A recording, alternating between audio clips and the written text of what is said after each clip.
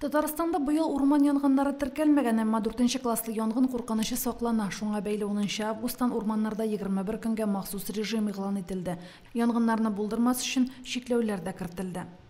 Урман яныннан 10 метр киңлектәге җирне шүп-шардан чистартып, менә бу шүбүләннәр үсә бит инде, кар бетү белән аны эшләп куярга тиешләр, һәм 1 метрда 40 сантиметр киңлегендә шундый йырганаклар ясап куярга тиешләр урман җирен янында.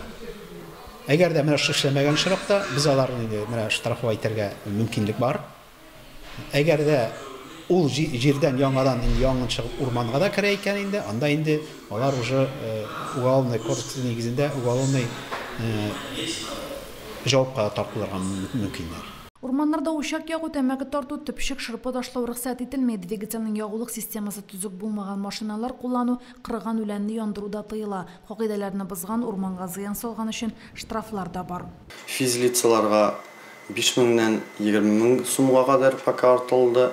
Должностные лица 20-дән 30000-га кадәр штрафлары бара. Юрлицалар 300-дән 400 000-га кадәр штраф бәясе тора. Бу минимальныйлары. Либо повторные случайларда бу бәясе физлицаларга 12 000-нән 30 000-га кадәр бәясе тартылган, должностные лицалар 30-дан 60 000-га кадәр, юрлицалар шулай 400-дән 800 000-га кадәр штрафлары бара. Лесопожарлар буенча физлицалар 15 000-нән 30 000-га кадәр штраф белән төрткәләргә тиеш, должностные лица 30-дан 50 000-га бара бәясе, юрлица 100 000-дән 400 000-га кадәр бәясе тартыла.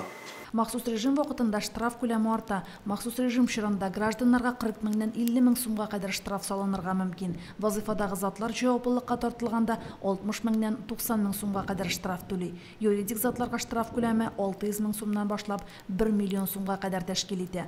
Урманга килгән зыянга бәйле рәвештә иректән мәхрүм ителү җәзасы да билгеләнергә мөмкин.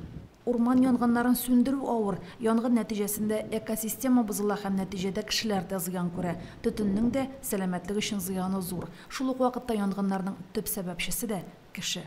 Римма Абзалова, Динар Минхажев, Динар Нуретдинов, Мөслим телевидениесе.